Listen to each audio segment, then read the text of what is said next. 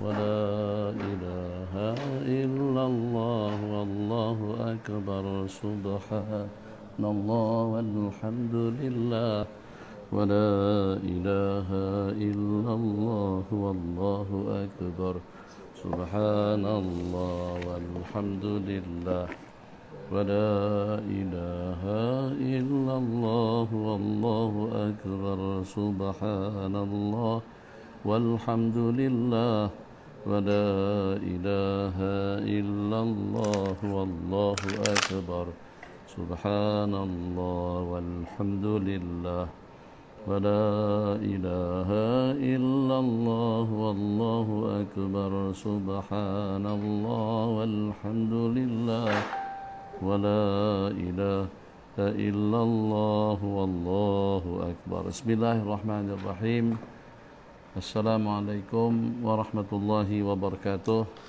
Alhamdulillah sallallahu wasallam ala sayyidina Muhammad ibn Abdullah. Rabbana iftah bainana wa baina qaumina bil haqqi wa anta khairul fatihin. Allahumma shalli wa sallim wa barik ala sayyidina Muhammadin al-fatihi lima ughliq wal khatimi lima sabaq nasiril haqqi bil haqqi wal hadi ila siratikal mustaqim wa ala alihi wa sahbihi haqqa qadrihi wa miqdadil azim. Fa ahlan wa marhaban bikum talabatal ilm, duyupanan a'izah, ahbabana fillah di mana saja Anda berada.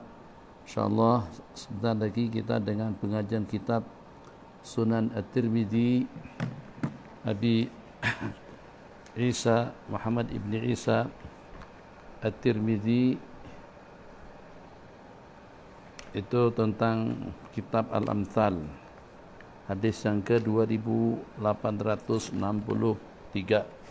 InsyaAllah kita akan mengawali pertemuan kita pada petang hari ini dengan bacaan amalan daripada Sayyidina Anas bin Malik radhiyallahu ta'ala anhu, amalan yang Nabi kita ajarkan kepada beliau, yang beliau jadikan sebagai perisai diri daripada gangguan makhluk, daripada gangguan manusia, jin dan juga daripada yang lainnya.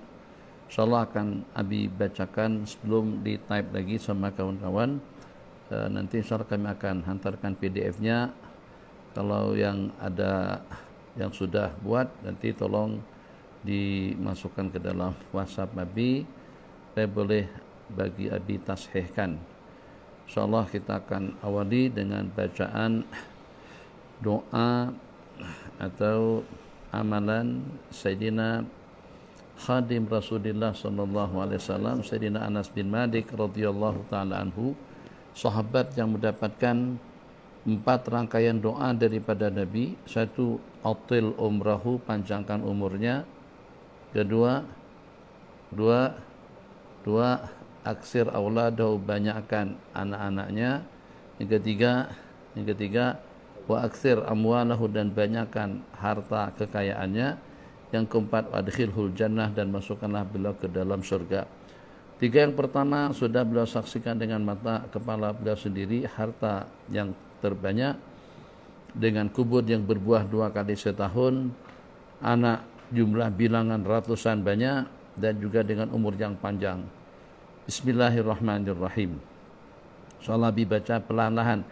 Bismillahirrahmanirrahim. Bismillah wa billah, bismillah khairil asma, bismillah rabbil ardi was sama, bismillahilladzi la yadurru ma'asmi syai'un fil ardi wa la fis sama, bismillah ibtatahtu wa billahi khatamtu wa bihi amantu, bismillah asbahtu wa 'ala Allahi tawakkal, bismillahi amsaitu wa 'ala Allahi tawakkaltu, bismillah ala qalbi wa nafsi, bismillahi ala aqli wa dhihni, bismillah ala qalbi wa mali, bismillahi ala ahli wa mali, bismillah ala ma atani rabbi, bismillahi syafi, bismillahil muafi, bismillahil wafi, bismillahilladzi la yadurru ma'asmi syai'un fil ardi wa la fis sama'i wa huwas sami'un alim.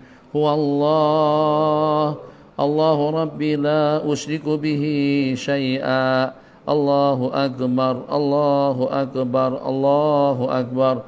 الله أكبر وأعز وأجل مما أخاف وأحذر الله أكبر وأعز وأجل مما أخاف وأحذر الله أكبر وأعز وأجل مما أخاف وأحذر اللهم إنا نسألك بخيرك نسألك اللهم بخيرك من خيرك الذي لا يعطيه غيرك عز جارك وجل ثناؤك ولا إله غيرك اللهم إني أعوذ بك من شر نفسي ومن شر كل سلطان ومن شر كل شيطان مريد ومن شر كل جبار عنيد ومن شر كل قضاء سوء ومن شر كل دابة أنت آخذ بناصيتها إن ربي على صراط مستقيم وأنت على كل شيء حفيظ إن ولي الله الذي نزل الكتاب ويتولى الصالحين اللهم إني أستجيرك وأحتجب بك من كل شيء خلقته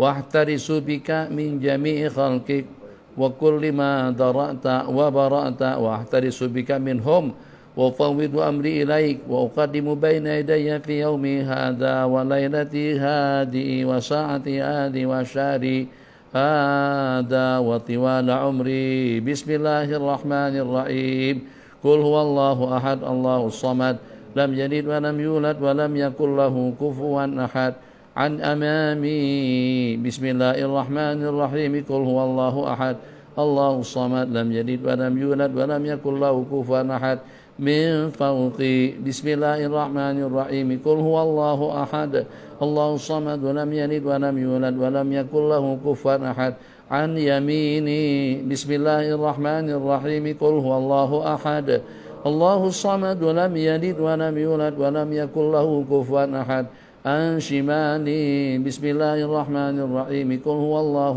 أحد الله الصمد لم يلد ولم يولد ولم يكن له كفوا أحد بسم الله الرحمن الرحيم الله لا إله إلا هو الحي القيوم لا تأخذه سنة ولا نوم له ما في السماوات وما في الأرض من ذا الذي يشفع عنده إلا بإذنه يعلم ما بين أيديهم وما خلفهم ولا يحيطون بشيء من علمه إلا بما شاء وسع كرسيه السماوات والأرض ولا يؤوده حفظهما وهو العلي العظيم بسم الله الرحمن الرحيم شهد الله أنه لا إله إلا هو والملائكة أولو العلم قائما بالقسط لا إله إلا هو العزيز الحكيم بسم الله الرحمن الرحيم شهد الله أنه لا إله إلا هو والملائكة أولو العلم قائما بالقسط لا إله إلا هو العزيز الحكيم بسم الله الرحمن الرحيم شهد الله أنه لا إله إلا هو والملائكة أولو العلم قائما بالقسط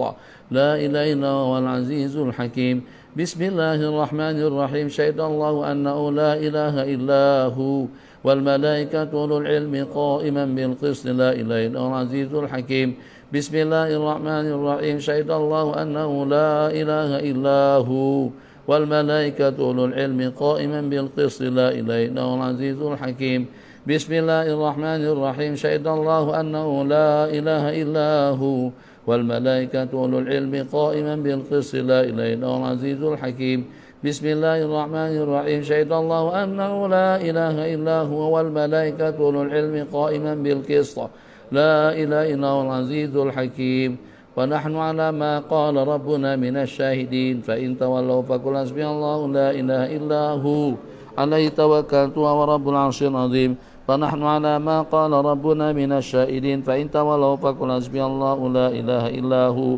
عليه توكلت وهو رب العرش العظيم فنحن على ما قال ربنا من الشاهدين فإن تولوا فقل حسبي الله لا إله إلا هو عليه توكلت وهو رب العرش العظيم ونحن على ما قال ربنا من الشاهدين فإن تولوا فقل حسبي الله لا إله إلا هو عليه توكلت وهو رب العرش العظيم ونحن على ما قال ربنا من الشاهدين فإن تولوا فقل حسبي الله لا إله إلا هو عليه توكلت وهو رب العرش العظيم ونحن على ما قال ربنا من الشاهدين فإن تولوا فقل حسبي الله لا إله إلا هو عليه توكلت وهو رب العرش العظيم ونحن على ما قال ربنا من الشاهدين فإن تولوا فقل حسبي الله لا إله إلا هو عليه توكلت وهو رب العرش العظيم فنحن على ما قال ربنا من الشاهدين فإن تولوا فقل حسبي الله لا إله إلا هو عليه توكلت وهو رب العرش العظيم ولا حول ولا قوة إلا بالله العلي العظيم بسم الله الرحمن الرحيم الحمد لله رب العالمين والعاقبة للمتقين ولا عدوان إلا على الظالمين أشهد أن لا إله إلا الله وحده لا شريك له وأشهد أن سيدنا محمدا عبده ورسوله بلغ الرسالة وأدى الأمانة ونصح الأمة وكشف الغمة وجاهد بالله حق جهاده حتى أتاه اليقين فصلوات ربي وسلامه وتسليماته على الحبيب المصطفى والرسول المجتبى وآله وأصحابه الشرفاء قال المؤلف رحمه الله تعالى باب ما جاء في مثل الصلاة والصيام والصدقة bab yang menyatakan tentang perumpamaan salat, puasa dan zakat.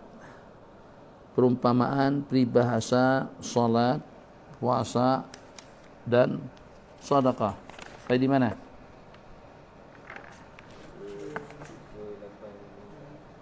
64 hadis itu sudah baca dah. Yang panjang itu sudah. Qala wa yaqulu rahimahullahu ta'ala wa inna Allah amarakum bis salati. Pertengahan ada. Dan sesungguhnya Allah telah memerintahkan kalian untuk melaksanakan salat. Fa idza shallaitum fala taltafitu. Apabila kalian melaksanakan salat, maka janganlah sekali-kali kalian menoleh. Iltifat pun tidak boleh. Tidak dibenarkan untuk kita menoleh ke kanan dan ke kiri. Penuh tawajjuh.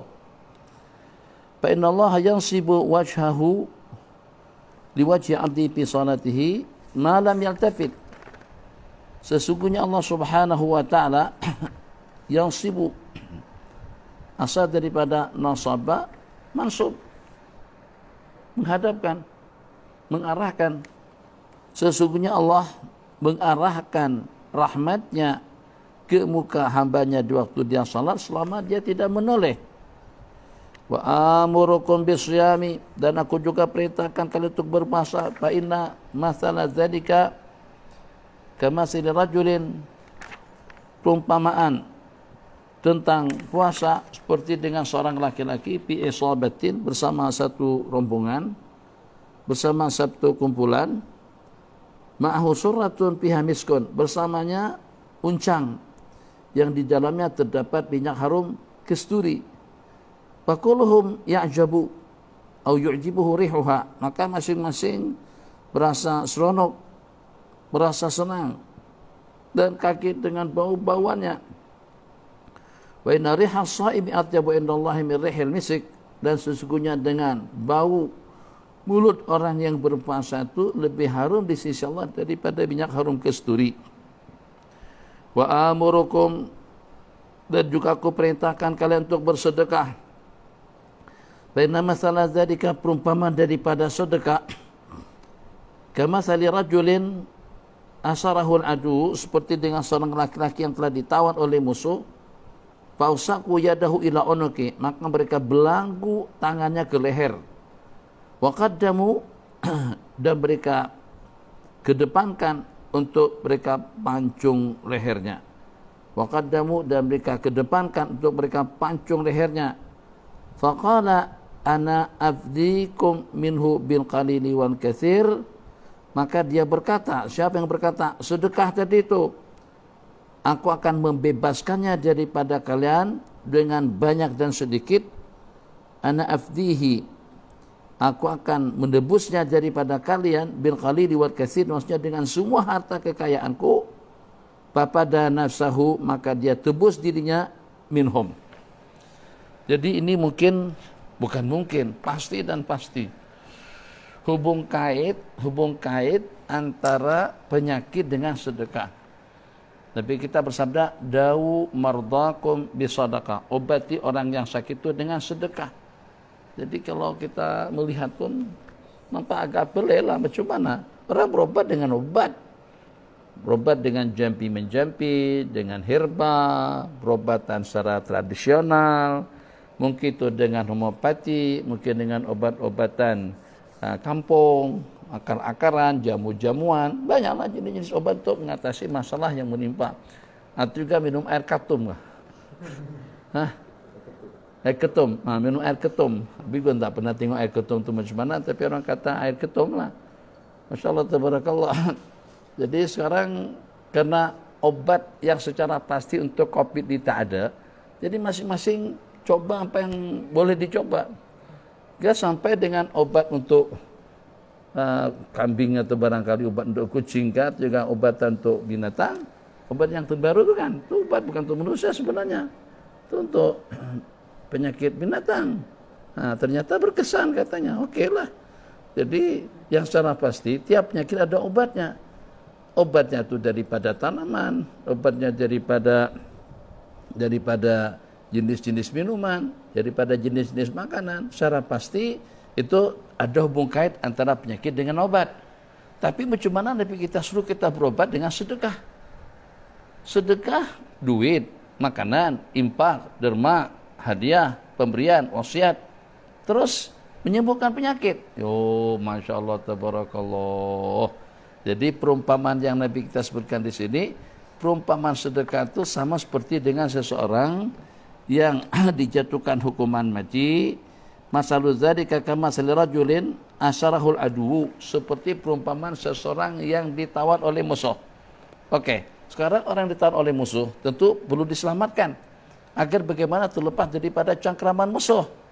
Gimana kita menyelamatkan? Ya mungkin dengan tebusan, mungkin tukar tawanan dengan tawanan, mungkin dengan jasa. Kan pada masa berlakunya pencolekan, pencolek itu untuk tujuan apa? Mencolek orang. Nah, dia untuk dapat tebusannya. Halo, ini anak awak dengan kami nih. Papa, ayo. Pokoknya kalau tak hantar duit 1 juta RM, nanti kita ketemu di section berapa, dekat terminal atau dengan apalah dengan bahasanya, pokoknya kamu tak akan dengar lagi sebutan papa daripada anak kamu. Apa mau bayar atau macam mana? Kan begitu tuh, tujuannya adalah duit. Kalau tebus bayar bagi sama penjahat, sama perompak atau sama penculik tadi itu udah aman dan selamat.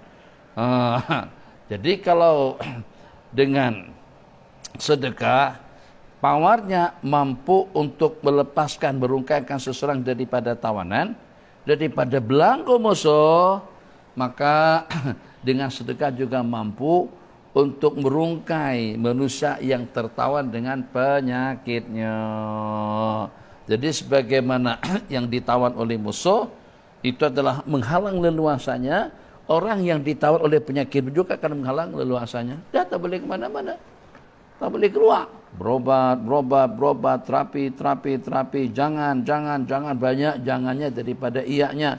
Jangan makan ini, jangan makan itu, jangan kena matahari, jangan mandi air panas, jangan mandi air sejuk, jangan minum air sejuk, semuanya jangan. Yang bolehnya sedikit, itu kan membelenggu leluasa daripada seseorang, paham? Oh, jadi dari situ hubung kaitnya. Jadi kalau Nabi kita katakan, tadawau dawu mardakum bisadaqati, obatilah pesakit-pesakit kamu itu dengan sedekah, sebab sedekah pada waktu kita berikan kepada seseorang, satu akan membantu keuangannya, akan membantu keperluannya. Berarti dengan kita telah membebaskannya daripada belenggu utang piutang, atau juga daripada belenggu keperluan. Dengan pemberian yang kita berikan tadi itu dia dapat makan, belenggu lapar, belenggu dahaga, belenggu keuangan, banyak yang membelenggu. Sedekah akan menjadi pembebasnya. Nah, jadi sebagaimana sedekah boleh menjadi pembebas kepada yang membelenggu diri seseorang, dia juga menjadi pembebas terhadap penyakit yang menimpa kepadanya. Jadi kalau tak sedikit banyak, begitulah dengan bahasanya.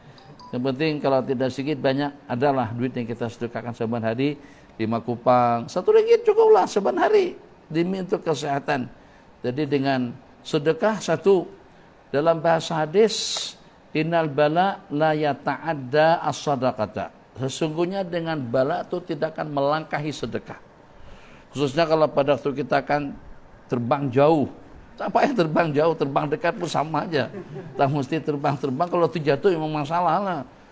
Pada waktu kita musafir, pada waktu kita bepergian, tiap hari lah kulli hal, agar diri kita terperisai. Jadi antara daripada perisai, terperisai diri sehingga jasmani kita jadi sangat apiat dengan makanan dan minuman, dan juga secara maknawi dan juga dengan secara hakikatnya juga terperisai diri dengan sedekah dan juga dengan pemberian. Jadi satu riba untuk pemulihannya, untuk kelanjutannya, untuk pemulihannya dengan hadis yang tadi itu, tapi kita bersabda bala tidak akan melangkahi sedekah. Artinya kalau ada sedekah di hadapan kita pada siang hari itu, bala tidak akan menimpa. Bala malapetaka tidak akan menimpa kalau pada waktu dengan kita bersedekah. Satu. Kemudian yang kedua, yang sudah ditimpa oleh bala dan juga malapetaka, sedekah boleh jadi penebus. Sedekah boleh jadi perungkai. Jadi Nabi kita perumpamakan orang yang bersedekah seperti dengan seseorang yang sedang dicolek oleh musuh, kemudian mereka siap siaga setelah mengikat dan merantainya untuk membawanya ke tiang gantung atau juga ke tempat pembunuhan. Maka pada waktu itu datang sedekahnya sebagai peguam, sebagai pembela dan juga sebagai penyelamat. Sedekah tadi berkata, aku akan tebus dia, aku akan selamatkan si yang tertuduh itu, atau mangsa, atau aku akan selamatkan dia dengan semua harta kekayaan yang dia miliki. Bimali qalilihi wa katsirih. Tadi disebutkan bil qalili wal katsir. Kata ulama mana daripada bil qalili wal katsirnya dengan semua harta.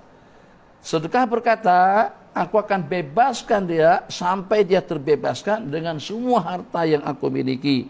Fafada nafsahu minhum, maka dengan sedekah tadi Tuhan menebus dirinya daripada mereka, maka dia pun terselamat daripada hukuman mati. Qala bismillahirrahmanirrahim wa amurukum, dan juga aku perintahkan kepada kalian adzan tazkurullah, agar kalian senantiasa selalu berzikir, ingat Allah, jangan tidak berzikir. Qala fa inna masana dzalika kamatsali rajulin, perumpamaan orang yang berzikir itu seperti perumpamaan seseorang yang kharajal adu fi athari siraan, yang lagi sedang dikejar oleh musuh. Kharajal aduwu bi asarihi, musuh yang mengejarnya, siraan yang begitu laju, yang begitu cepat. Hatta idza ata ala hisnin hasin, sehingga pada saat si laki-laki itu datang ke suatu benteng yang kokoh, qala ahraza nafsahu minhum, dia dapat menyelamatkan dirinya daripada mereka. Itu perumpamaan hamba. Kadzalikal abdu la yuhdizu nafsahu minasyaitani illa bidzikrillah. Seorang hamba itu tidak akan mampu untuk memperisai dirinya daripada syaitan kecuali dengan mengingat Allah. Semalam Abi buat satu perbandingan. Kita rungkaikan hadis dengan bahasa rasional sekarang. Di mana dengan zikrullah, banyak-banyak berzikir, itu penyelamat kita daripada cangkraman musuh. Penyelamat kita daripada bahaya. Penyelamat kita daripada serangan syaitan. Perumpamaan yang Nabi kita perumpamakan di sini dengan orang yang zakir seperti dengan seseorang yang lari dikejar oleh musuh. Sehingga setelah dia sampai ke benteng, sampai ke tempat pertahanannya, dia pun merasa aman daripada gangguan musuh. Begitulah keadaannya seseorang yang zakir, ingat pada Allah Jalla Jalaluh, macam seperti dengan seseorang yang telah mengamankan diri dalam satu perisai daripada godaan, daripada gangguan syaitan. Kadzalika al-abdu la yuhizzu nafsahu, tidak mampu untuk menyelamatkan dirinya daripada syaitan kecuali dengan zikrullah Jalla Jalaluh. Khair, kita buat perbandingan syaitan dengan manusia. Kira-kira siapa yang lebih licik? Kita kalau pada waktu tidur, manusia tidak mampu ganggu kita dalam mimpi. Tapi kita pada waktu kita tidur, setan mampu kacau kita pada waktu kita dalam mimpi. Dua, manusia sehebat apapun tidak mampu untuk, ada bahasa merenggut, beregut, mengambil, beregut, meragut. Manusia tidak mampu untuk meragut iman dan yakin, amal dan takwa, keyakinannya, atau juga dengan kewaraannya, kezuhutannya. Dia tidak punya leluasa untuk itu. Tak mampu, sehebat apapun manusia tidak akan mampu untuk meragut keimanan, keyakinan yang tersemat di dalam hati. Tapi pada masa yang sama, sebaliknya, itu kalau dengan setan, setan mampu untuk membawa seseorang pada lebah kehancuran, kebinasaan, kenistaan. Itu leluasa daripada setan. Lagi, setan mampu untuk menggoda kita di mana saja kita berada. Manusia tidak seperti itu. Manusia kalau pada yang ganggu kita di Malaysia, kita turun tadi ke Eropa. Eropa habis yang di Eropa ini. Tak ada mereka jauh kita karena kita ada pergi. Setan dia di lockdown pun tetap pergi. Ada PKPD dia pergi. Ada sekatan dia pergi. Waktu kita tidur dia akan ganggu. Sampai kepada tahap dalam keadaan nazak pun tetap tidak dia biarkan. Berarti dapat kita bandingkan sini, dapat kita buat perbandingan antara leluasa setan dalam mengganggu manusia dengan leluasa manusia. Sehebat apapun manusia, tetap manusia tidak mampu untuk menandingi licik dan juga mampunya atau kemampuan setan yang super dahsyat untuk mengganggu manusia. Dia ganggu pada waktu lahir, waktu dia dilahirkan, dia ganggu pada waktu dia tidur, dia ganggu pada waktu kita hidup, dia ganggu pada waktu dalam keadaan nazar. Itu power daripada syaitan waliyadzubillah. Dan juga sehebat apapun benteng dan juga dengan pertanian yang kita buat, insya Allah kalau pada waktu kita di rumah, kalau pada waktu kita berada dalam pertahanan, kita akan terpisah daripada gangguan manusia. Kalau berada dalam rumah, ada harimau, ada binatang-binatang buas, ada monyet, ada kera, ada anjing, dia tak akan ganggu kita atau tidak akan mampu. Kenapa? Karena kita berada di rumah yang kuat. Tapi dengan syaitan, sekuat apapun bentengnya, sehebat, semewah, seperti apapun istananya, tetap saja syaitan boleh masuk. Jadi serangan daripada musuh ada dulu-dulu, misal seperti dengan Saddam Hussein. Presiden Saddam Hussein itu minta buatkan benteng dalam bawah tanah. Jadi dengan kemampuan daripada roket, itu kalau seandainya kena serangan roket pun, roket tidak akan mampu untuk membongkar juga untuk membom. Itu dengan benteng-benteng yang berada di dalam bawah tanah. Syaitan di mana saja, wa in kuntum fi burujim musyayyada, sama seperti leluasa kematian. Kalau di bawah tanah, ke atas langit kan, dalam perut bumi lapisan yang ketujuh sekalipun tetap syaitan kacau. Kita ada tutup rumah, masya Allah tabarakallah, rapat. Tidak ada celah-celah, tidak ada bolongan, tidak ada lubang yang mungkin masuk.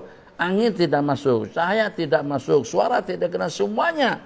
Sebab itu pertahanan memang luar biasa super kuat. Daripada baja, daripada besi, daripada tembok tebal, angin tak boleh masuk. Makhluk tidak boleh ganggu, setan boleh masuk ke dalamnya. Itu hebatnya setan. Jadi kalau seperti itu powernya setan, oke, kita bandingkan pula tadi dengan manusia, sekarang kita bandingkan dengan corona. Corona apakah boleh meragut iman, yakin seseorang? Tak boleh. Apakah dengan corona boleh ganggu seseorang pada waktu dalam keadaan nazak? Tidak boleh. Merubah akidah dan keyakinannya mungkin asbab, tapi dengan secara paksa tidak boleh. Tapi syaitan mampu untuk melakukan semua yang kita sebutkan tadi itu. Jadi kalau dengan zikrullah kita boleh terpisah daripada syaitan, insya Allah yang powernya, yang leluasanya, yang kebolehannya dibawa daripada syaitan, kita akan lebih terjaga dan juga akan lebih terpelihara. Pas saja kesimpulannya kita nak simpulkan, insya Allah orang yang senantiasa berzikir dengan Allah Jalla Jalaluh, kalau Allah elakkan dia daripada setan, terselamat daripada bisikannya, insya Allah Allah akan selamatkan dirinya juga daripada penyakit atau daripada malapetaka yang diantaranya itu daripada corona. Bismillahirrahmanirrahim. Qala kadzalikal abd la yahrizu nafsahu minasyaitan illa bidzikrillah. Qala Nabi sallallahu alaihi wasallam wa ana amurukum bi khamsin Allahu amarani bihina, dan aku perintahkan kepada kalian itu dengan 5 perkara yang telah Allah perintahkan kepadaku. Aku perintahkan kepada kalian untuk melaksanakan 5 perkara yang telah Allah perintahkan kepadaku. 1. As-sam'u wa ta'ah, patuh dan setia. Dalam bahasa hadis, alaikum bisan'i wa ta'ah, wa in ta'ammara alaikum abdun habasyi, hendaklah kamu taat dan patuh kepada pemerintah yang walaupun kau dipimpin oleh seorang hamba sahaya. Wa in ta'ammara alaikum abdun habasyi, yang walaupun kamu diperintah oleh seorang hamba saya, tetap kita wajib taat kepada ulil amri selama kita tidak diperintahkan untuk melakukan maksiat. La ta'ata li makhluqin, tidak ada ketaatan kepada makhluk selama la ta'ata li makhluqin fi maksiatil khaliq, kalau akan membawa dan menjerumuskan seseorang kepada maksiat kepada Allah Jalla Jalaluh. Saya perintahkan kalian untuk melaksanakan 5 perkara yang telah diperintahkan oleh Allah, patuh dan taat. Yang ketiga, wal jihadu, berjuang di jalan Allah, memperkatakan yang hak, menegakkan kebenaran, dan juga melawan musuh. Al jihadul hakiki adalah perang. Wal jihadu, jadi dulu-dulu lagi Nabi kita bersabda, tidak ada di kalangan umat, tidak ada di kalangan umat, maksudnya umat baginda Rasulullah sallallahu alaihi wasallam, yang meninggalkan jihad, melainkan mereka akan dihinakan oleh Allah, melainkan mereka akan menjadi hina dina.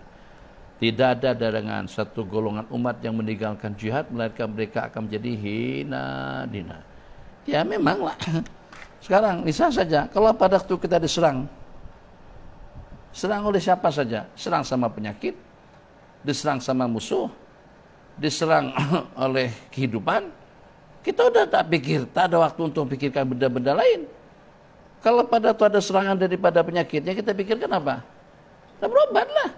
Takkan kita merancang pergi ke tempat rekreasi, itu ada motor baru, apa motor baru, kena sehat dulu. Takkan kita pikir kawin kah, pikir melamar kah, pikir apa anda? Bagi sehat dulu, baru kita merancang perkara-perkara seperti itu. Itu sudah satu fitrah yang ada dalam kehidupan kita. Jadi kalau pada waktu ada serangan yang berlaku, maka dengan kita akan memikirkan agar bagaimana dengan kita boleh terselamat daripada serangan yang menimpa. Ya Allah ya Arhamar Rahimin, itu logiknya seperti itu al-jihad. Maka pada waktu dengan al-ummah al-Muhammadiyah, umat ini meninggalkan jihad fisabilillah, ini yang menyebabkan dengan kita diserang. Kalau dahulu Nabi kita bersabda, al-jihadu madin, berperang, berjuang itu tetap berlangsung sampai kepada hari kiamat. Madin ila yaumil qiyamati, al-jihadu madin, jihad itu terus menerus sampai kepada hari kiamat. Jadi pada saat hadis dari itu kita tinggalkan, itu yang menyebabkan dengan kita diserang. Mereka rancang untuk memperangkap kita, mereka buat untuk mengganggu kita, mereka lakukan untuk menistakan kita, mereka lakukan untuk menyakitkan kita, mereka lakukan untuk menghancurkan kekuatan dan juga dengan kehidupan kita. Dahulu tidak begitu. Kalau dengan bahasa Indonesia, kewalahan, mereka yang kewalahan. Kenapa? Sebab daripada peperangan kepada peperangan. Belum lagi lepas pakaian perang, ternyata akan dilancarkan lagi serangan yang berikutnya. Jadi musuh jadi kelang kabut.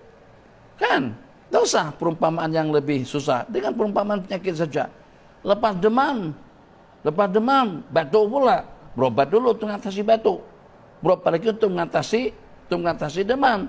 Berobat dulu untuk mengatasi, darah tinggi lagi. Ya Allah, ngencing manis. Ya Allah, buah pinggang. Ima berobat secara serentak, secara satu persatu, secara bertahap. Jadi sekarang dengan kita kena ada macam-macam penyakit. Begitulah dengan mereka. Setelah peperangan, setelah perang Badar, Uhud. Setelah Uhud, perang apa berikutnya? Berikutnya terus pada perang Khandaq, terus pada Fathul Makkah, terus kepada perang Saqif, dengan perang Taif, perang Hunain, wa yauma Hunainin. Peperangan demi peperangan. Bukannya setakat di zaman baginda Rasulullah SAW, tapi juga di zaman para khulafaur rasyidun, sampai pada zaman khalifah yang berikutnya. Makanya leluasa, pawat, pengaruh Islam dan budaya Islam, kebaikan dan kebenaran dan juga dengan keadilan menjelma ke segenap pelosok dunia pada saat ketika itu. Semuanya merasa aman pada waktu berada di bawah pemerintahan Islam yang berkuasa. Nah, jadi tak bagi orang-orang Parsi, tak jadi bagi orang-orang Romawi boleh santai relek. Mereka tak ada waktu untuk merancang, tidak ada waktu untuk mengadakan perundingan agar macam mana mereka mampu menguasai kaum muslimin. Tidak, kenapa mereka diserang melulu? Begitulah dengan seorang yang kena serangan terus. Kita kalau pada waktu kena serang, maka dengan kita, ya ima dengan kita akan pertahankan, ima dengan kita berusaha untuk melawan. Tapi bagaimanapun menyerang lebih mudah daripada mempertahankan. Begitu dengan bahasanya. Selalunya kalau bertahan melulu, kamu tak bakalan menang. Kamu kena serang juga. Oke, kalau tak paham kita lanjutkan. Permainan. Katakan saja permainan kita antara kita dengan musuh itu dengan 3-3-4, betul? 3-3-4 sudah betul sebutannya? 3-3-4 kah? 4-4-2 kah? Atau 1-1-8 misalnya. Kalau seandainya dengan kita buat permainan kita itu adalah 4-6. Kita tak punya penyerang, tidak bakalan masuk. Jadi kita nak buat pertahanan kita kuat. Kita turunkan semuanya jadi back. Back bukan? Semuanya jadi back. Berapa? 7. Tengah penyerang tak ada, yang ada cuma tengah 3 atau 4-6, 6 back, 4 tengah, 4 tengah ya paling menyekat serangan daripada musuh dan juga menyekat serangan daripada musuh juga kepada dekat daripada bagian tengah separuh daripada padang itu saja. Tapi kita tidak akan menang. Beginilah keadaan kita sekarang ini. Bila kita akan menang kalau kita ada penyerang. Kalau pada waktu kita ada penyerang, itu kita akan sibukkan kiper di situ. Back kena siap siaga, kiper juga kena siap siaga. Tidak boleh. Kalau strategi permainan kita 8-2 tadi itu, atau juga 5-5, 5 pertahanan, 5 tengah. Penyerang tak ada. Kalau kiper tidur pun ada masalah. Karena tak ada serangan. Bila kita akan menang kalau pada waktu kita menyerang. Ini strategi kita dalam Islam. Jadi pada waktu ada jihad, mautin tetap berlangsung. Itu yang sehingga budaya kafir tidak masuk. Pada waktu peperangan sudah tidak ada, budaya dengan teknologinya, budaya dengan adat istiadatnya, budaya dengan hiburannya, budaya dengan macam-macam. Kenapa sampai benda-benda kotor itu masuk ke negara kita? Blue film, bukan orang Islam yang memproduk. Blue film itu daripada mereka. Macam mana menyerap masuk ke dalam negara Islam? Yang namanya benda-benda licin, benda-benda porno, benda-benda haram, benda-benda terkutuk. Dari sudut budaya, dari sudut teknologi, daripada sudut permainan. Semuanya hampir tidak ada satu pun. Nabi kita bersabda, la tattabi'anna. Kenapa kita jadi tattabi'anna? Sebab badan sudah terdedahkan. Terdedahkan di hadapan mata kepala kamu. Sehingga tengok, ikut. Tengok, contoh. Tengok, teringin. Tengok, terpengaruh. Tengok. Yang akhirnya menjadi tersemat dalam keinginan. Kalau dahulu tidak ada kesempatan, kaum muslimun terdadahkan dengan benda-benda macam itu, justru mereka yang melancarkan serangan kepada musuh sehingga strategi musuh jadi lumpuh. Itu makna qala hadis wal jihadu. Itu adalah 5 perkara yang Allah perintahkan kepadaku, patuh dan taat kepada atasan dan juga kepada ulil amri, wal hijratu dan hijrah, wal jama'atu berjamaah, jangan bergerak secara individu. Jadi bahasa yang dibahasakan, jangan masing-masing buat kerja. Jangan sama-sama buat kerja, tapi kita buat kerja sama. Jangan sama-sama buat kerja. Kalau sama-sama buat kerja, masing-masing kayu. Kamu buat, dia buat, dia buat, dia buat, dia buat. Nah, buat kerja sama. Secara bergabungan. Al-jama'atu. Allah dah janjikan dalam sebuah hadis. Fa inna yadallahi ma'al jama'ati. Sebab pertolongan Allah itu bersama jamaah. Tapi Nabi kita kata ma'al jamaah. Dulu kita katakan tuh dengan pas. Kemudian dengan pakatan. Kemudian dengan harapan. Kemudian enggak. Jadi kalau seandainya jamaah itu tafsirnya begitu, berarti akan terdapat tidak kurang daripada 3.000 penafsiran. Gimana jadi 3.000? Katakan saja. Atau kenapa jadi 300? Karena 300 negara. Jamaah. Kalau di Indonesia mungkin NO. Misalnya NU. Muhammadiyah. Kata Muhammadiyah itu kami. Kata Salafi kami. Kata Wahabi kami, kata UMNO kami, kata PAS kami. Enggak, jamaah di situ adalah jamaatul muslimin. Yang tidak perlu kepada parti-parti politik, tapi yang bergerak dalam rangka litakuna kalimatullahi hiyal ulya. Qala Rasulullah sallallahu alaihi wasallam wal jamaatu fa innahu man faraqa al jamaata qida shibrin. Sesungguhnya sesiapa saja yang meninggalkan jamaah yang walaupun ukuran 1 jengkal, berarti dia telah melucutkan iman, berarti khala telah mencabut ribqata ikatan Islam daripada lehernya, kecuali kalau dia tobat, kecuali kalau dia kembali. Asal daripada urwah itu adalah habl, pada tali pada leher binatang, itu asaman daripada urwah. Qala faqad khala ribqah, asaman daripada ribqah al-Islam, berarti dia telah menanggalkan tali ikatan Islam daripada lehernya, kecuali kalau dia kembali. Qala Rasulullah sallallahu alaihi wasallam, man da'a wa man idda'a da'wal jahiliyati, dan barang siapa idda'a mendakwa dengan dakwanya orang jahiliyah, Allah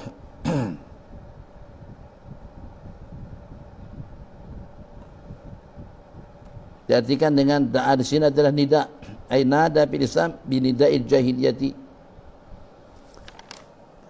Wa man idda'a, dan barang siapa menyeru, idda'a bukan mendakwa, menyeru, dakwal jahiliyati, barang siapa menyeru, mengajak orang ramai kepada seruan orang-orang jahiliyah, maksudnya mengajak masyarakat kepada seruan orang-orang kafir, musuh-musuh Allah Jalla Jalaluh, fa innahu min jusa jahannama, orang yang semacam dia itu akan menjadi daripada jusa, akan menjadi batu atau bahan bakar api neraka. Nih, nah betul lah cara begini. Apa kasidah-kasidan begini nih, dimodernkan dikit. Kalau seandainya kita nggak mampu pun untuk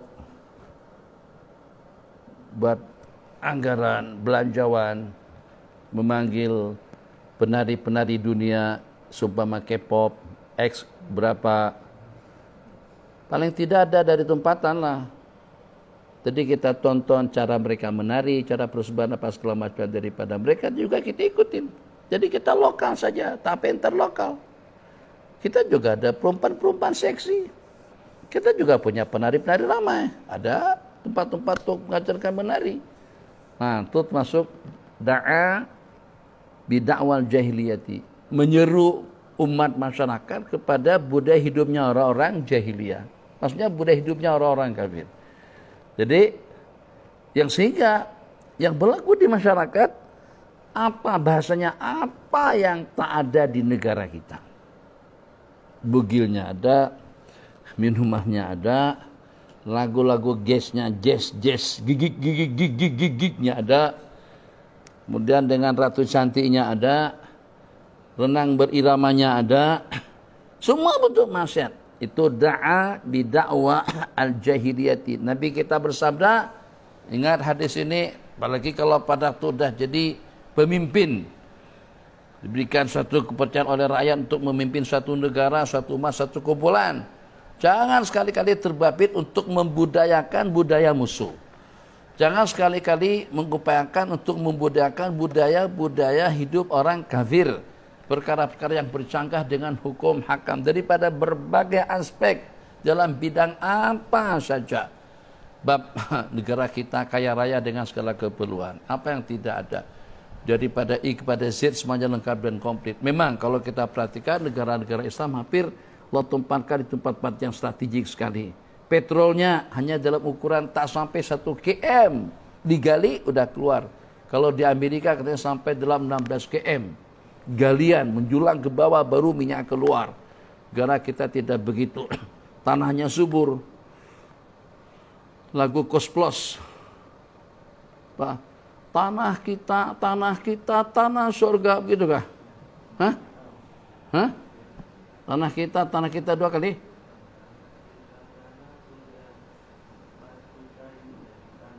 Tanah kita, tanah surga, batu dan kayu jadi tanaman. Batu, kayu jadi tanaman. Batu. Itu mubalaghahnya sampai ke tahap itu mana ada sejarahnya batu boleh tumbuh. Tapi kena terlampau suburnya negara kita, tak payah kita pakai baja, pupuk, apa semacam. Cukup dengan seumpama biji durian kah, nangka kah, rambutan, lempar balik macam dia tumbuh dia. Begitu ibaratnya. Jadi peribahasanya dia peribahasakan secara lebih mubalaghah lagi. Batu dan kayu jadi tanaman. Batunya jadi tanaman. Tengok. Kalau kita lihat gunung di Mekah, mana ada pohon-pohonan atas gunung? Kalau ada pun gersang kering. Sini semuanya tak nampak gunung. Apa-apa tanaman. Tanaman tumbuh atas gunung.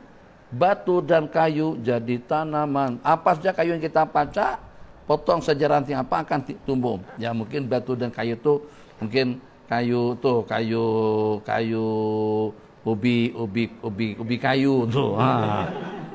Ubi kayu itu jadi tanaman, tak apalah. Jadi pertama mubalaghah, kedua memang realitinya seperti itu. Itu ibarat yang diibaratkan tentang kesuburan, tentang kecerdasan orang-orang kita cerdik, orang-orang kita pandai. Cuman malahnya kita Melayu yang cerdik pandai itu ternyata tidak di tempat. Pakar spesialis apa? Ternyata tinggal di Jerman, ternyata tinggal di Hong Kong. Tak mau patah balik ke sini. Lebih mampat, lebih mudah dapat duit di Jepun. Asal repek. Asal alur mengkudu. Ada banyak Abi pernah dengar dan juga pernah tumbuh dengan mereka yang hebat-hebat tadi itu ternyata daripada asal kampung yang sangat-sangat tidak digelar di negeri atau juga di negara kita. Ternyata menjadi salah seorang yang jenius, cerdik dan pandai. Jadi kita tidak kekurangan ahli dan juga tidak kekurangan tenaga. Kekayaannya itu di negara kita, tanah yang luas dan subur juga di negara kita. Kemudian dengan keahliannya pun juga di tangan kita, alhamdulillah. Jadi artinya kita tidak perlu untuk mencontohi dan juga untuk mengejar non-muslim dalam kehidupan, dalam budaya mereka, dalam segala hal. Qala, ingat hadis, wa manidda'a, ingat bahasa idda artinya menyeru. Wa manidda'a da'wal jahiliyah, tidak ada barang siapa menyeru umat kaum muslimin untuk membudayakan budaya jahiliyah. Siapa saja yang menyeru kaum muslimin untuk membudayakan budaya kafir, idda'a da'wal jahiliyati, Nabi kita bersabda, dia daripada bahan bakar api neraka. Fa innahu min jasa jahannama, daripada bahan bakar api neraka. Wal iyadu billah, min jasa ay min jama'atiha, jam'u jaswah, asal maknanya al-hijaratul majmu'atu, daripada kumpulan batu api neraka. Bismillahirrahmanirrahim. Faqala rajulun ya Rasulullah, wa in shalla wa in sham. Ya walaupun orang yang membawa budaya barat, budaya kafir, kehidupan ala kufur, budayanya mereka, teknologinya mereka, perobatannya mereka, semuanya, yang walaupun dia salat dan puasa, yang walaupun Nabi kita bersabda dia salat dan berpuasa. Masyaallah tabarakallah. Ini apa maksudnya? Maksudnya agar dengan kita merasa cukup. Maksudnya agar dengan kita usaha potensi yang ada pada al-ummah al-Muhammadiyah ini kita kena kembangkan agar kita tidak memerlukan apapun daripada mereka. Teknologinya kah, kembangkanlah ala kulli hal, yang walaupun tidak seperti Eropa, tidak seperti Jepun dan juga Amerika. Memang itu tidak lebih daripada sarana, tidak lebih daripada wasilah, tapi dengan kebolehan teknologi, kemampuan yang Allah berikan kepada kita umat Islam, itu insyaallah kalau tidak lebih pun kita mampu untuk bersaing. Di samping Islam tidak mengharamkan dengan kita mengambil yang bermanfaat daripada musuh. Tapi tetap itu dengan kissingnya, tetap dengan corak bentuknya, itu tidak luput daripada pedoman agama. Qala Rasulullah sallallahu alaihi wasallam, wa in shalla wa in shama. Nabi kita jawab, wa in shalla wa shama, fad'u bid'awal jahiliyati, maka mengelaklah, bad'u yang kedua tinggalkan, bad'u bid'awal jahiliyati alladhi sammakumul muslimina al-mu'minina ibadallah. Bad'u, truko, tinggalkanlah budaya, dakwaan, pengakuan, kehidupan orang-orang kafir. Bad'u bid'awallah, bad'u bid'awallah, bad'u maka serulah dengan dakwah, maksudnya dengan perintah, dengan seruan Allah Jalla Jalaluh yang telah menamakan kalian al-muslimin, orang-orang yang pasrah. Al-Islam artinya al-istislam, artinya kita pasrah dan inqiyad, patuh kepada Allah Jalla Jalaluh. Al-mu'minina ibadallah. Bad'u, maka menyerulah kalian dengan agama Allah, dengan seruan Allah yang telah menamakan kaum muslimin dan mukminin sebagai hamba-hamba Allah Jalla Jalaluh. Ibadullah, itu hebatnya kita. Jadi intisab kita tu kepada Allah Jalla Jalaluh. Kita adalah sebagai Abdullah, hambanya Allah, bukan hamba kepada teknologi, bukan juga hamba kepada peralatan, bukan hamba kepada dunia. Kita menjadi hamba kepada Al-Maula Jalla Jalaluh. Nah, bismillahirrahmanirrahim. Ya amin. Qala hadatsana Muhammad bin Bashar. Bismillahirrahmanirrahim. Qala al-mu'allif rahimahullah ta'ala wa nafa'ana Allah bihi wa bi ulumihi fid dharain. Amin. Qala hadatsana Muhammad bin Bashar qala akhbarana Abu Daud at-Tayalisi qala akhbarana Aban bin Yazid an Yahya ibn Abi Kathir an Zaid ibn Sallam an Abi Sallam an Haris al-Ash'ari an Nabi sallallahu alaihi wasallam nahwahu bi ma'na. Qala ma jaa fi mathalil mu'min al-qari lil Qur'ani wa ghairil qari, bab yang menyatakan tentang perumpamaan seorang mukmin yang membaca Al-Quran dengan yang tidak membaca Quran. Perumpamaan kita ini macam mana? Perumpamaan kita yang malas baca Quran ni. Perumpamaan kita yang malas baca Quran ni macam seperti buah tamar, tak ada bau tapi manis. Lumayan kan, manis. Tapi tak ada bau. Itu perumpamaan kita yang tidak suka dengan Al-Quran atau tidak baca Quran. Qala hadatsana Qutaibah. Naam, qala حدثنا قتيبة قال حدثنا أبو عوانة عن قتادة عن أنس عن أبي موسى الأشعري قال قال رسول الله sallallahu alaihi wasallam. مثل المؤمن الذي قال مثل المؤمنين الذي يقرأ القرآن كمثل Al-Utrujah. ريحها طيب وطعمها طيب ومثل المؤمنين الذي لا يقرأ القرآن كمثل التمرة لا ريح لها وطعمها حلو ومثل المنافق الذي يقرأ القرآن كمثل الريحانة ريحها طيب وطعمها مر. Qala mathalu al-mu'min, perumpamaan seorang mukmin yang membaca Al-Quran itu seperti buah al-utrujah. Banyak tafsiran, tapi yang salah pasti sekarang sudah tidak dijual atau juga sudah tidak ada. Jadi zaman dahulu ada jenis buah namanya utrujah. Dia mengatakan utrujah itu macam seperti buah jambu. Tapi buah jambu baunya taklah selalu ketara sangat. Mungkin kalau seandainya ada mangga di zaman Rasulullah SAW, juga ada buah durian, Nabi kita akan perumpamaan seorang mukmin itu macam seperti buah durian, atau macam paling tidak macam seperti dengan buah mangga. Manggo kan baunya harum, ada bau dan juga ada rasa. Yang Nabi kita perumpamakan masalah utrujah, baunya wangi, rasanya enak. Masalah utrujah dari sudut apa saja, rihuha thayyib, baunya harum, rasanya enak. Perumpamaan mukmin macam kita yang malah baca Quran ini, yang tidak baca Quran seperti buah tamar, tak ada bau. Cium saja tamar tak ada bau, tak ada bau kurma. Kalau di rumah itu ada tamar, kalau penuh dengan tamar, gudang tamar kita letakkan di rumah, masuk aja ke rumah itu dah keciuman bau. Cukup satu biji durian busuk aja. Bau durian biji aja.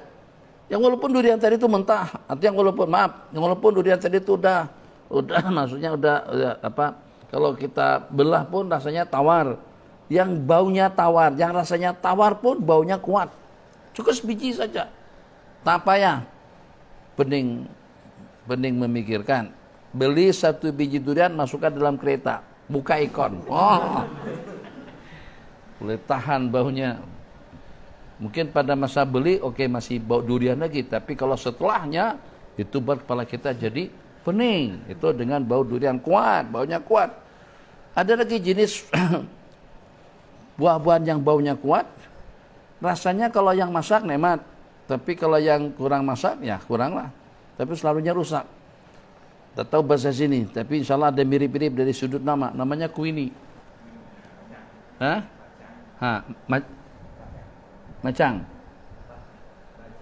Bacang. Kuini. Buah kuini baunya kuat. Kalau tahu sebiji aja kalah mangga. Baunya lebih kuat daripada bau mangga. Cuman mangga lembut. Kalau kuini agak gersang isi dalamannya. Kalau yang masak sudah masyaallah tabarakallah. Tapi jarang-jarang ada. Harum baunya, manis rasanya. Perumpamaan yang tak baca Quran seperti dengan buah tamat yang tidak ada bau tapi rasanya manis. Wa masalul munafik, ini munafik bacanya rajin. Masalah untuk dimusabaqahkan, untuk dipertandingkan. Qiraatnya masalah tabarakallah, tujuannya tidak lebih daripada untuk mendapatkan yang membidanginya. Itu satu-satunya yang punya sanad dekat, satu saja yang ahli dan pantap dalam bidang qiraat. Itu napas yang terpanjang kelas dunia. Puasang siwa duhaha dibaca dalam satu napas. Masalah tabarakallah dulu pada waktu dengan Syekh Abdul Basit gempa dunia. Sekarang udah ramai Abdul Basit. Syekh Abdul Basit seperti bacaan Syekh Abdul Basit Abdul Samad Qari Mesir. Sekarang udah banyak yang dari Nigeria, suara panjang, Muammar, napas panjang. Kemudian dengan Syekh Sulaiman, juara dunia di Iran pada tahun 2020 atau 18. Sulaiman Indonesia. Pak dengar ada dan carilah betul dengan Google tuh. Cari itu Sulaiman namanya.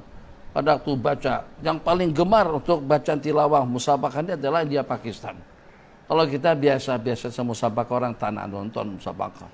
Tak ada. Kalau bola sepak orang ramai pergi. Tapi kalau musabaqah dilakukan tingkat internasional, tingkat antarabangsa di KL tak ada penontonnya. Ada ya setakat di dewan saja. Coba kalau India Pakistan penuh. Iran juga.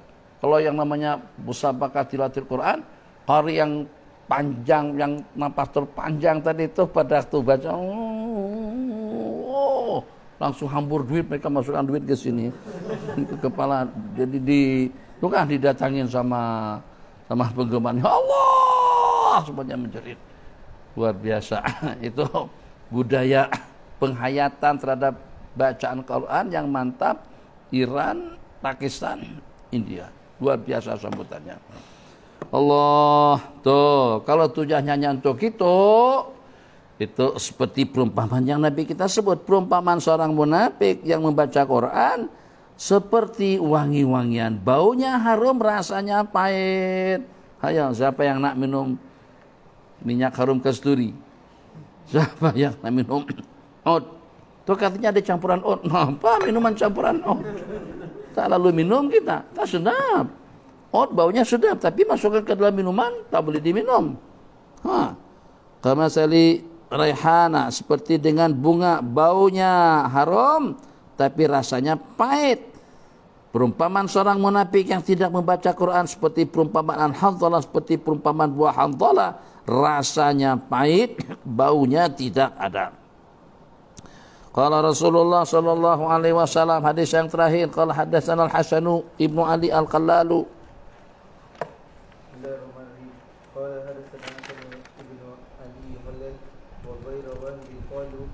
حدثنا عبد الرزاق قال أخبرنا معمر الزهري عن سعيد بن مسيب عن أبي هريرة رضي الله عنه قال قال رسول الله عليه الصلاة والسلام مثل المؤمن كمثل الزرع لا تزال رياح تفيئه ولا يزال المؤمن يصيبه بلاء ومثل المنافق كمثل شجرة الأرز لا تهتز حتى تستحصد.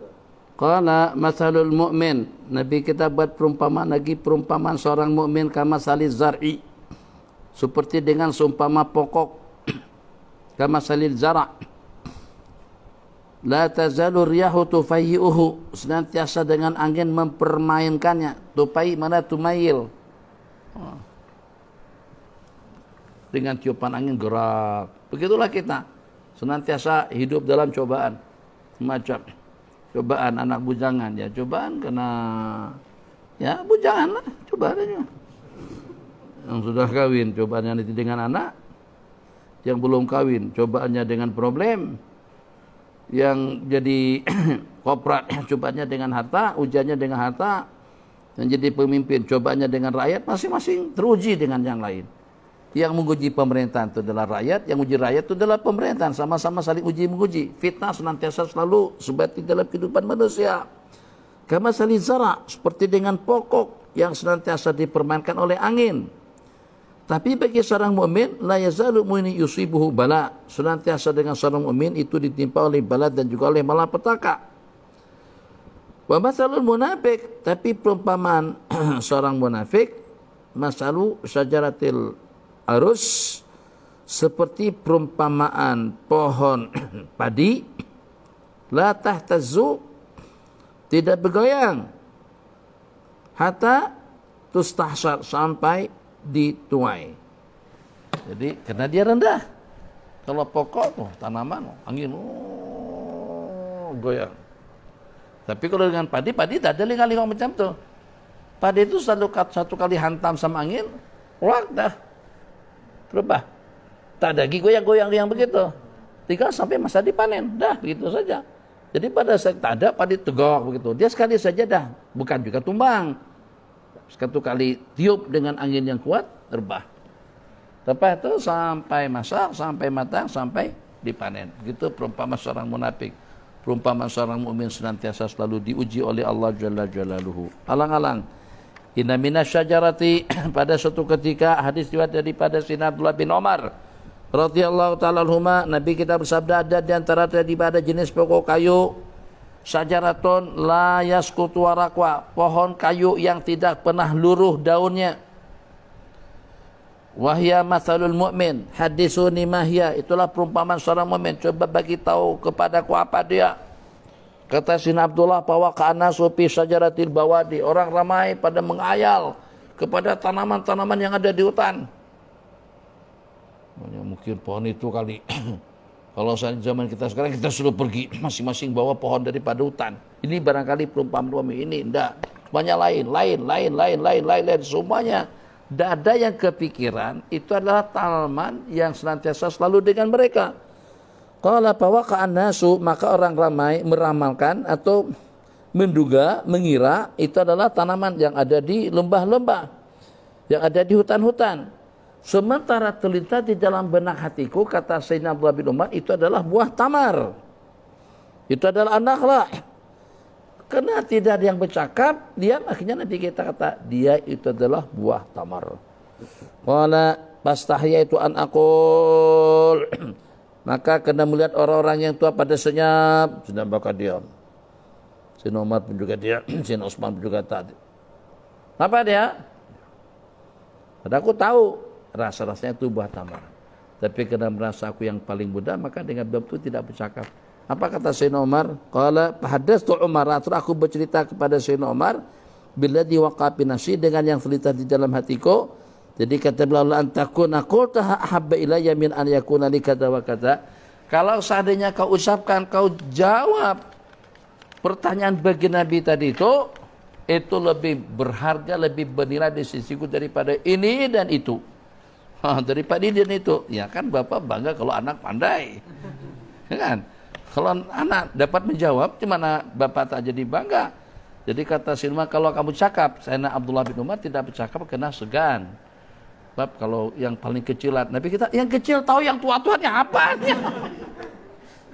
Malu mereka. Apa kalian nih? Tua-tua keladi ya tak pantarin. Nabi kita takkan kata macam itulah.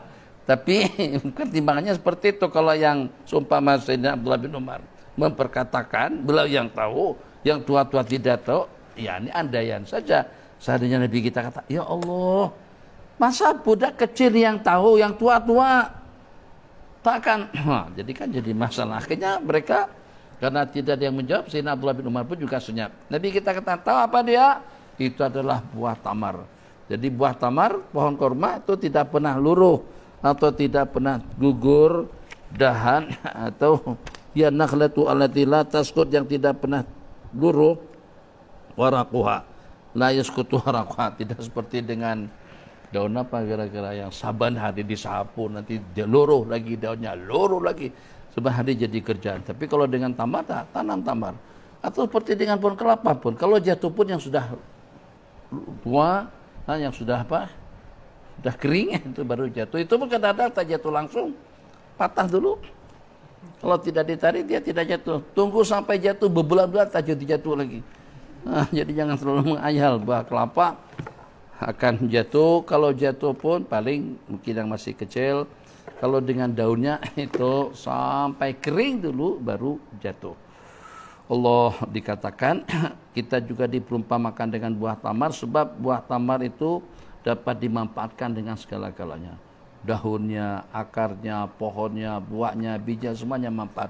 Begitulah perumpamaan seorang mukmin. Hadza billahi taufik. Sallallahu alaihi wasallam Muhammad wa ala alihi washabihi wasallam. Rabbana atina fid dunya hasanah fil akhirati hasanah wa qina adzabannar. Amin. Walhamdulillahi rabbil alamin. Sallallahu rabbuna ala nuril mubin Ahmad al-Mustafa sayyidil مرسلين صلى الله ربنا على النور المبين أحمد المصطفى سيد المرسلين وعلى آله وصحبه أجمعين وعلى آله وصحبه أجمعين.